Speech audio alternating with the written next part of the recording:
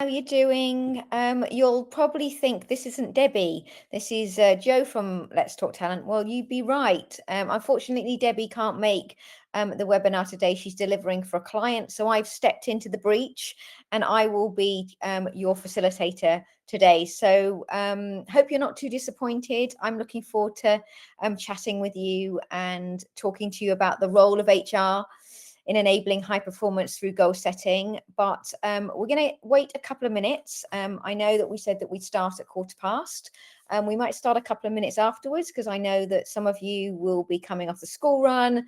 Some of you will be coming off calls. So I always give it a couple of minutes to give you a bit of space to kind of come in to the session. So thank you, Samantha. Lovely to hear from you this morning.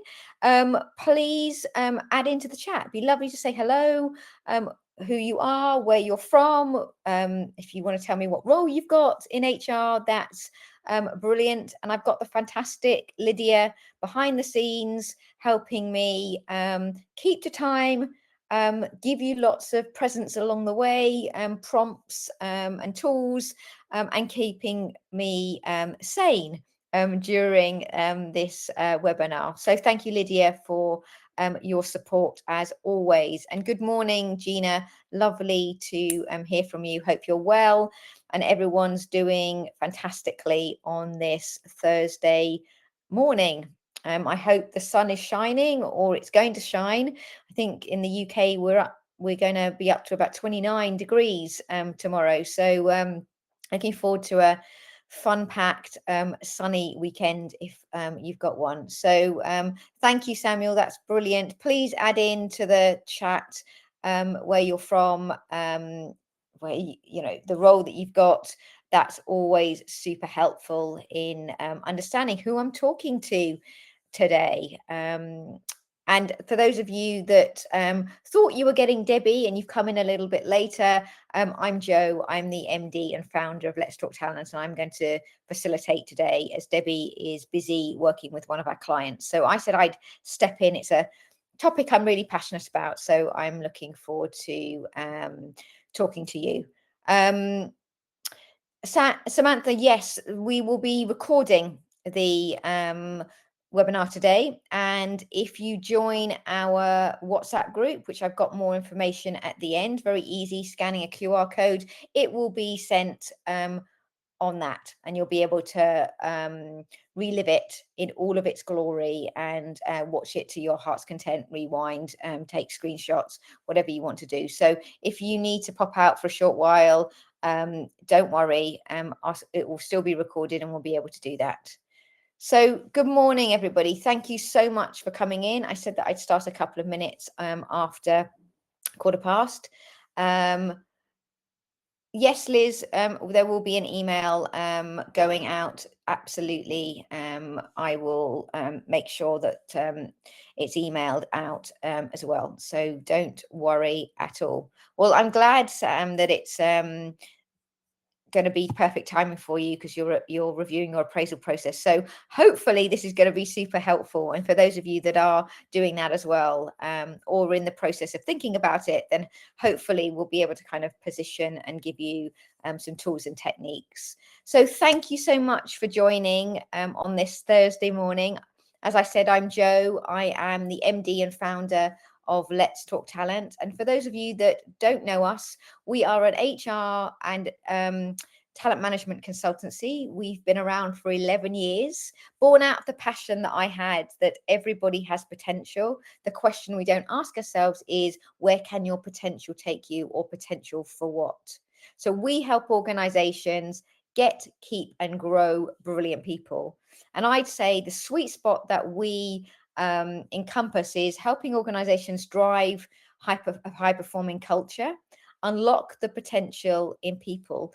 And the sweet spot is where the two come together, because most organizations just focus on performance. They don't think about necessarily the future and the potential of their people. So we like to kind of occupy both of those grounds and give you a much more rounded talent and human experience. So thank you if this is your first webinar. If it isn't, then you've heard me say something similar, I'm sure, before, and you know how these webinars work. We're going to try and create as much chat as possible. So I'm going to be asking you some questions, and got a few polls in there. But today's agenda is really around 4 key things. Number one, where does goal setting fit in the performance life cycle? So when we think about how we performance manage, and I don't like that term, but if we think about it as performance development, how we're creating individual development for our people, where does goal setting fit in that? How do people understand what they need to do and how they need to do that? Why does it often fail? And there are lots of different methodologies, SMART, OKRs. So whatever model you're thinking about in terms of your goal setting, why does it fail and what can you do about it ultimately? Let's think a little bit deeper and think about the psychology of goal setting. So, as I said, there's lots of models, but why is it important? What does it mean for somebody? Does it give them purpose? Is it about retention? Is it about development? Is it about reward? Why are goals so important? Why do we need them personally and professionally? And then let's think about, how we give feedback. What are the feedback loops, the frequency, and how, as HR professionals, can we build systems and processes that actually drive results for individuals, teams, and organizations? So that's the plan over the next sort of 40 minutes. And if you stay around for 30, 35 minutes, I've got some gifts for you at the end, some downloadables, extra resources that might be useful in your strategic thinking, in your education, in whatever you might need them for. So let's start by me throwing out a question to you.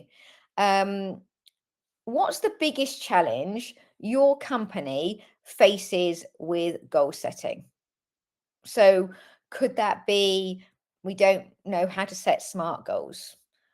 We don't have goals set at a leadership, and we don't know how to cascade them. We actually don't even know what a goal is. We call it an objective. So what's the biggest challenge your company face with goal setting? Brilliant. Thank you, Samantha. Consistency across departments, linking individual goals back to the company goal. Love that. I see that time and time again. Claudia, I hope the call doesn't keep cutting out for you. But if it does, please let us know or rejoin and see if it makes it any better. Lara, getting people to set them in the first place, 100%.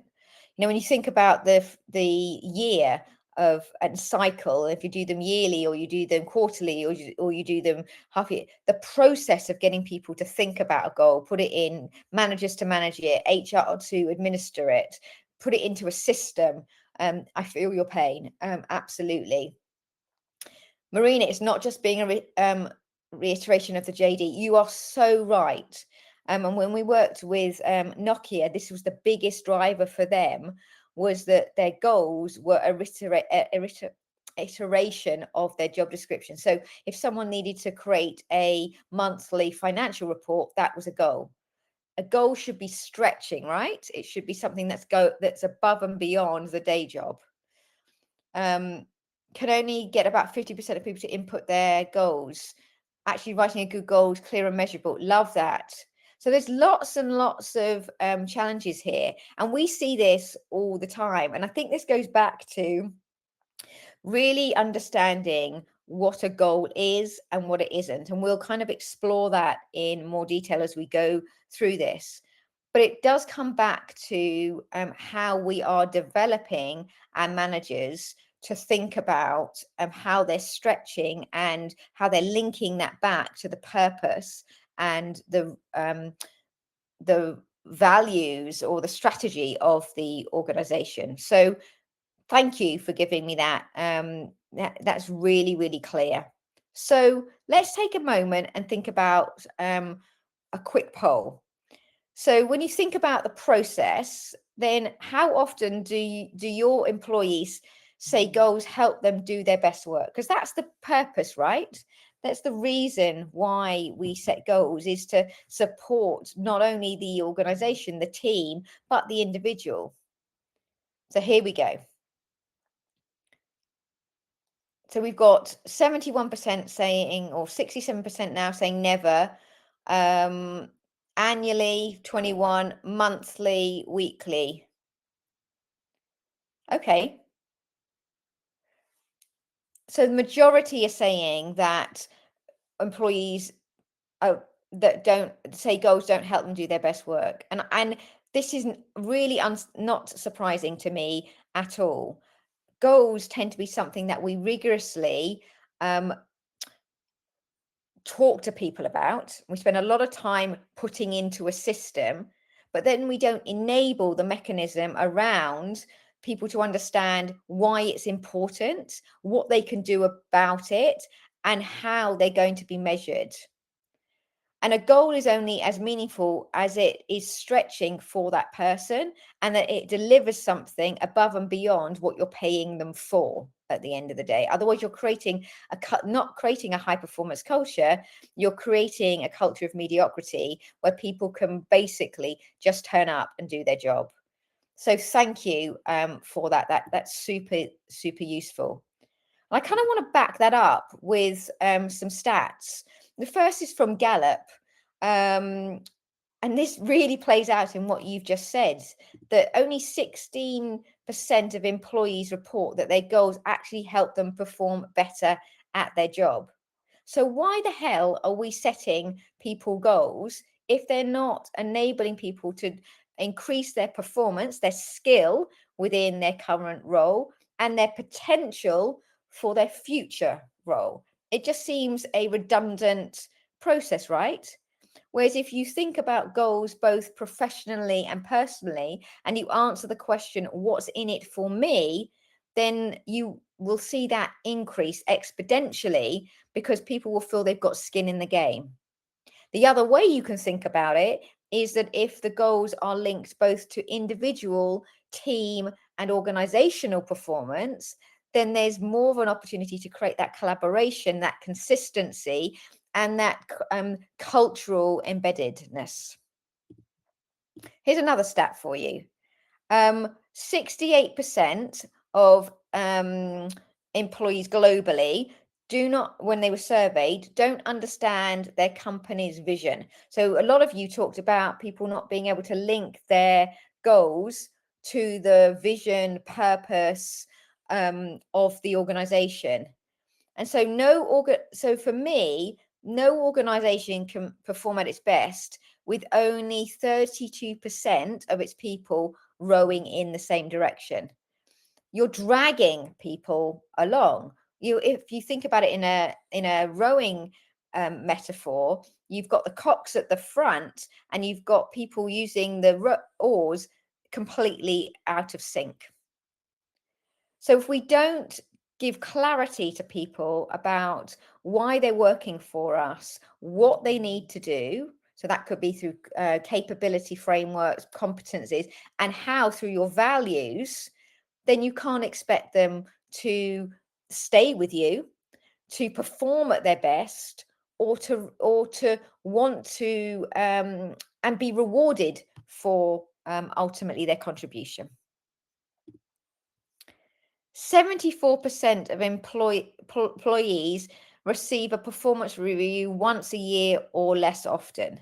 Now, I was really shocked about this, because I thought, from everything that I've read, and I'd be really interested in what you're seeing and what's happening in your organizations, that we'd gone away from the annual appraisal. Now, I know that as in some public sector organizations, that may be because there's huge amounts of people, and it's a process that's not possible. But I thought we were moving much more into check-ins, quarterlies, OKRs. So I was really shocked that we're still having conversations with people on a performance review basis once a year.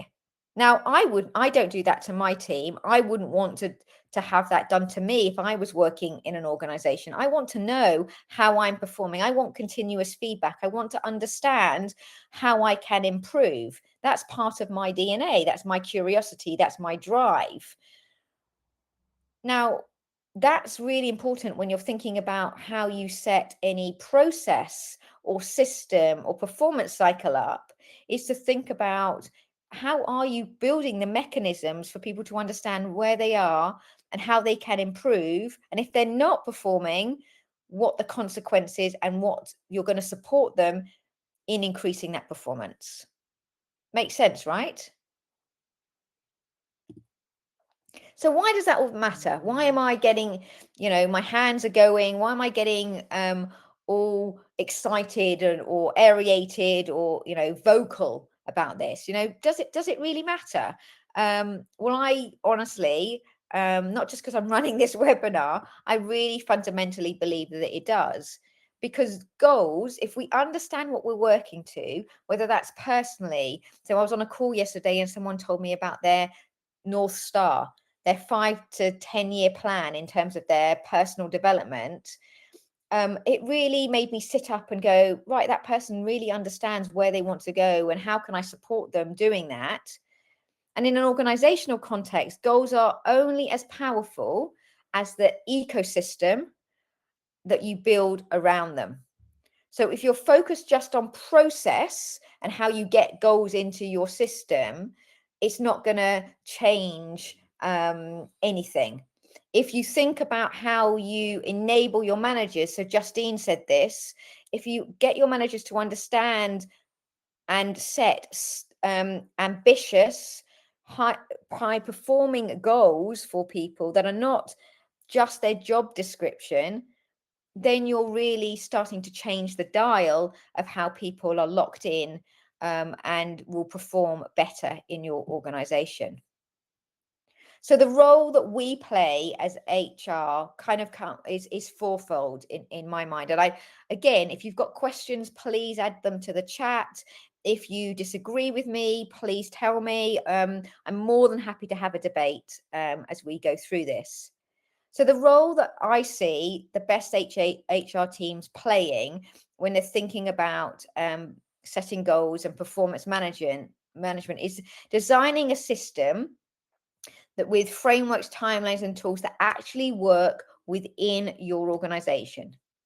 So if that is quarterly, if that is stand-ups on a daily, weekly basis, if that is on a yearly basis, half-yearly basis, you know your culture, you know what it can do, you know how many people exist within your business. You will have matrix, you will have global challenges, you'll have cultural nuances. So when you're designing the system, and don't think system first, think about what is actually going to work and test and iterate and adapt. Just because it works now doesn't mean it's going to work in the future. You're going to need to build manager capability. So some of you have talked about this in the chat.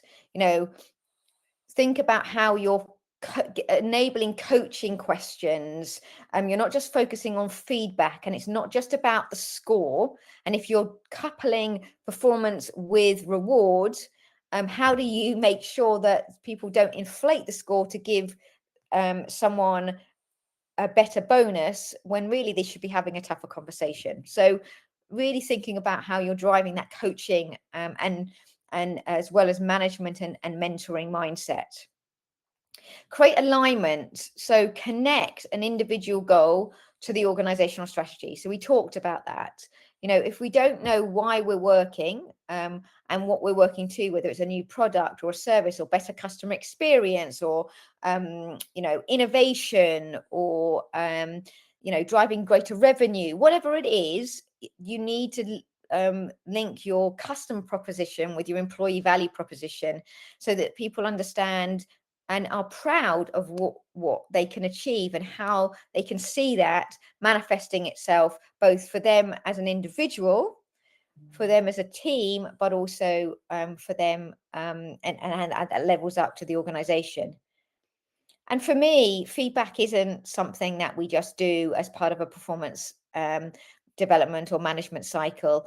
Feedback happens every day. I give feedback to my team, they give feedback to me every day. Let's move from those annual formalized events to those continuous performance conversations. We have an absolute role to play here. And if we look and think about where we might be falling down, this is a good test for you to have to tick off or rate yourself 1 to 5 against these, to see where your gap and where your opportunity is in relation to your new design or your new process. So what do we need in the system? So we need, number one, alignment to the goals, to the strategy. So if you don't have a strategy, and each department has a strategy and that levels up, then you need to start there.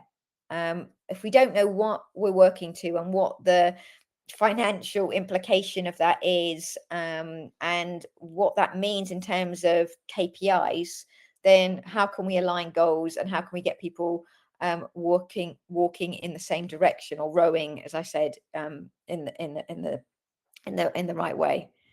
We need equipped, enabled, and empowered managers to coach. So we need to kind of invest in developing those skills and those behaviors. So the skill and the will and the confidence here. And there is a difference between giving feedback and coaching, and building a system where feedback and progress are part of the everyday. They're part of the way. I think I'm going to sneeze. Sorry. They're not just part of a process that we do. They've become part of not only how we develop people professionally, but how we enable someone to develop personally as well. So that's what you need in the system. And when we take a 35,000 feet view of the psychology of goal setting, a lot of companies we've seen recently have been moving to OKRs. Now, that was originally developed by Google. And they do really work in high growth, highly engaged management, capable, where feedback is part of the ecosystem.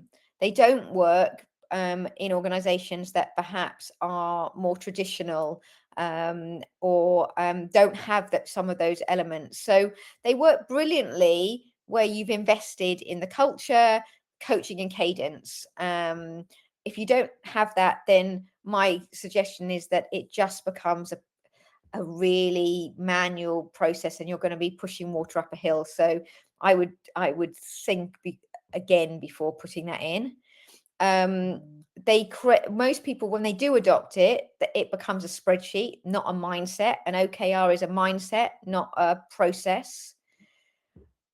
Research has shown that it can drive cultural and behavior change when you have really good goals, because people understand the psychological contract of why they're working for you, and they feel as if they are committed both from their head and their heart, and that drives lasting performance at the end of the day. So you could be thinking, oh, my framework's not working. For me, I can't reiterate strongly enough that it's not about building a new framework or a new approach or putting in a new system. It's about building the conditions, and we're going to talk about this: clarity, coaching, commitment, and continuous feedback. If you start to build the conditions, then it doesn't really matter what process you put in place or structure to goal setting, because you've got those 4 elements working closely together. And we're going to go into them in a little bit more detail shortly.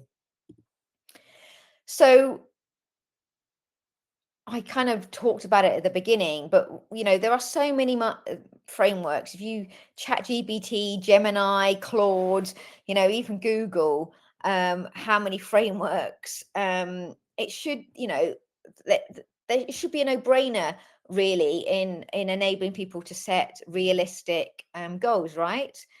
And these are some of the most used currently. But I don't think it's about the framework. I think it's about the conditions, and that's why I'm really passionate about developing those conditions within organizations rather than just coming in and developing you a OKR process or a smart objectives, or delivering a feedback workshop. I think the conditions, if you get the conditions right and you really think about what that means in your organization, you've got much more opportunity and potentially more success in making this stick and me more long lasting and driving that high performance culture. So we need to consider the culture, so the culture of the organization that we're working in. So have you been established for a long time? Are you international? Do you have lots of different subcultures in your business? Are you a startup to scale up? What's the culture? How will people describe the culture and the values? And how does that play out in the way that people operate on a day-to-day basis? What does the business need? Do they need something that is really rigorous? Are you in a regulated environment where you have to show your high your succession planning, your performance, you're wedded to the bell curve, you're in education and you kind of need to, people need to understand how and a level and grade orientated. So you need to kind of do that linked into careers. So what's the business need and what does the business want? They're two different questions. And then what are your people saying? Have you got feedback? Are they driving the right conversations? Do you feel that your people understand? Do you have the right managers? Do they know how to develop their people? So consider those elements when you're starting to review where you are and where you want to get to. And so I talked about the a little bit about the conditions, and I kind of wanted to go into a little bit more detail. And these are the 4 C's that we say that are really important in setting goals and in terms of feedback. And they're clarity, challenge, commitment, and complexity. And so what I wanted, and the reason why I really like this model is that it stood the test of time. It's by Locke and Latham's goal setting theory, and it's backed by decades of research. I don't know if any of you know the research, but if you don't, I'm going to go into it in a little bit more detail. Because what the research tells us is that clarity is about where goals must be specific and well defined. So that's giving people real clarity of what they need to do and the expectations and the reward at the end of it. There needs to be challenge. And we talked about this. Goals should be difficult enough to push performance. They're not a replication, as someone put in the chat, of the job description. They need to have stretch. How much stretch we can talk about in a minute. There needs to be commitment. People must be bought into their goals. You need to have a conversation. It's not about you as a manager or HR setting the goals from the top and then just saying to people, this is what we need you to hit. There needs to be skin in the game. There needs to be a reason why I am committed to do that. Complexity. Now, this is a challenge, right? So you don't want to set goals that are too hard, but the harder the goal, the more support and strategy are needed. So this is where your managers need to get that balance between setting someone a goal that is going to stretch them, whether intellectually or emotionally. But also complexity can be about working with different people. It could be complexity of different across different divisions, across different entities within your organization. So the complexity is something to really balance with the challenge. Those two for me go really hand in hand. And if you have those conditions, so clarity, challenge, commitment, and complexity in place, then your feedback is about the ongoing adjustments and insights that improve the success of the goal. And when you look at this research and what it's been saying over the years, studies show that people perform 90% better when goals are both challenging and clear. But if goals are unclear or too easy, motivation drops. And that's where, for me, most frameworks miss the mark. So OKRs, KPIs, SMART goals focus on structure, don't they? But rarely address the motivation, feedback, and adaptation that we need in an ever-changing world of work. That's why I would really encourage you to move beyond static frameworks like OKR, SMART, KPIs to a more dynamic, adaptable, and goal setting approach. Does that make sense? I'm taking your silence as you're following me and you're comfortable. Okay, so a quick poll. Which of those 5 factors, so clarity, challenge, commitment, complexity, feedback, do you struggle with the most within your organization? So we're getting a few in. So across between at the moment, let's have a look.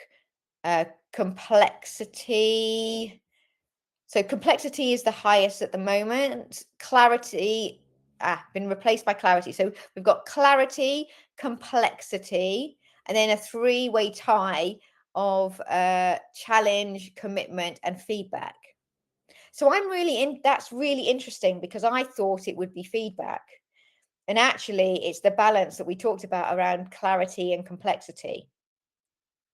So there's something to think about, right? In terms of what we talked about. If we get the definition right and be specific, then the complexity will come because we'll be able to see not only the difference between what someone needs to do, but also what we need in the future. So love that. Thank you. That's super. That's super helpful. Ali, if we believe that this way works, how do we convince our founder to implement it? It's a really good question. And there isn't any, well, there's a number of things. First and foremost, you've got some of the stats. So you could use some of the stats that I've just given you in terms of motivation, in terms of engagement. Those are really clear. I would also think about linking to your HR data. So are you seeing your engagement scores dropping? Are you seeing retention? Is this affecting your promotion? Do you have more low performers? So do you have more PIPs in place? So I think it's about not creating a system that's overly complex, but showing some of the outputs, so the quant and the qual of why this is really important to your growth within the organization. And then measuring and picking the metrics that matter over time. Hopefully that gives you, but I'm more than happy to chat to you offline. We did some work with Nokia around creating those conditions. So I'm very happy to share some of that work with you if that's helpful. So in terms of setting goals, I talked about that kind of complexity and challenge. We believe at LTT that 70% of your role you should be able to do, but the stretch and the complexity should make up 30%. So you don't want people to be struggling. You want them to feel grounded and committed and understanding what they need to do because that's their job description. But you build that challenge and complexity into 30%, whether that's personal or professional. I like to think about it as the 70-30 rule in that sense. You want to try and think about your managers in the sense of how you increase them giving feedback on goals and performance, but also instilling a coaching mindset so that they understand how to get under the skin of why someone might be performing, or how to motivate someone to even higher performance. So to go from good to great to excellent. So that can be through training, that can be through mentoring, but it's not just about training the feedback. It's about actually also developing those coaching mindset and skills. So the shift that you want to make is from, sorry, 1 second. That's my parents. I will say that I can't speak to them. Sorry about that. The shift that you want to make is from annual to continual goal check-ins. So some of you are already doing that, but definitely if you're not, start to think about those continual goals. Train managers to be goal coaches, not just goal scorers. So their job is not just to rate somebody, it's to coach their performance. And make feedback part of the everyday, not just a performance management tool. So how do you know it's working? Well, the signs that it's working, and this is, Ali, where you might want to start to look and see, again, how you might convince your founder that goals are updated mid-year. So you're moving with the tide of the organization. Your managers and your people are reporting that they're having real conversations, and people can articulate how their work connects to the bigger picture. If it's not working, you're still trapped in a yearly cycle.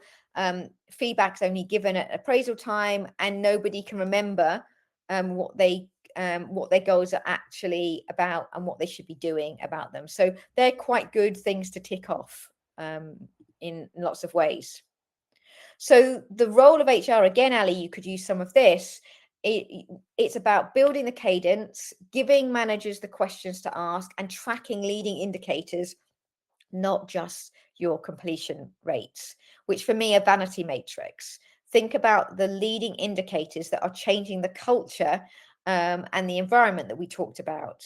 So the impact measures you could focus on are goal completion rate, fine, quality of the check-in conversations, engagement, and whether people say their goal has helped them grow. And that's where you're changing the conversation from the input to a tangible output at the end of the day.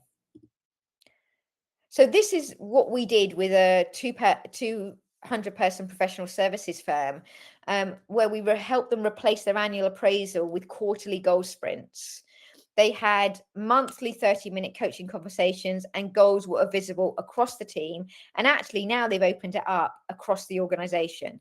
So within 12 months, their engagement score rose by 14 points. Their voluntary turnover dropped by 1/3, and 80% of employees said their goals felt meaningful.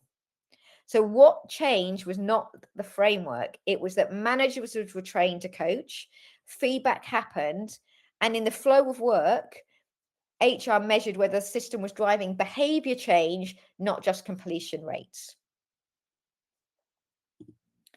So if you remember nothing from the webinar today, goal setting isn't about writing things down in a system. It's about creating an environment, an ecosystem where people are supported to achieve them. And that's what you're trying to create. And that's what, Ali, you can use in talking to your founder, in how you implement and how you, and what your North Star. So to sum it up, the best goals are clear, they're challenging, and they're meaningful. HR's role, your role, is to design the system, build the capability, and create the conditions for goals to drive real performance. And we've talked about that at length. This means aligning your strategy, equipping your managers to coach, and making feedback part of the everyday. For me, and I'm going to leave you with this, execution matters more than the framework that you choose. We need to design those goal setting processes for real impact, not just because we've chosen OKR over SMART or MOBA, whatever it is. It's the impact that makes a difference to people's lives in their organization, how they feel about the person they're working for and the organization is why people stay, and also the reverse, why they go or leave your organization. So I promised you that if you stayed with me, I would give you some tidbits and tools at the end. So if you want to hear a little bit more or read a little bit more about how you stop setting boring personal objectives, I've written a blog. You can download it. Please let me know what you think. I'd be really grateful if it resonates with you. It's my personal opinion, obviously, as the founder. It's built into our approach at LTT, but hopefully that also gives you some tools and techniques that you can get your hands around. If you want something more tangible, you're in the process of reviewing your performance development and your performance approach. We've recently launched our new performance development white paper. You can see the lovely Yvette, who's very passionate about performance development, spearheading that. It's completely free. You can download it and it will give you ideas, checklists, tools that you can put into practice if you're starting to review, and also if you want to start to build a business case within your organization. Our next webinar will be in July, and Debbie will be back to do that. And this is about smarter L&D investments using skills, data, and AI. So if you're in the middle of creating your L&D strategy, if you're reviewing it, if you're thinking about it in the intelligence space of data and AI, then please feel free to register again, completely free for you to do that. And if you do have WhatsApp and you would like to keep in touch with us, there's no sell, there's absolutely nothing in, but it's about building a community, and that's part of our values as an organization. You can join our Let's Talk Talent Hub or our Let's Talk People, and we will post questions in the people community. We will post all of our white papers, and you'll get them before anybody else. Webinar re-records, tools and downloadables. So if you'd like to join, please feel free to. I promise you, it's just a way of connecting and increasing the knowledge and skill and confidence of the HR community. So before I let you go, are there any questions that you wanted to ask me that we haven't covered, or you want more explanation on this morning?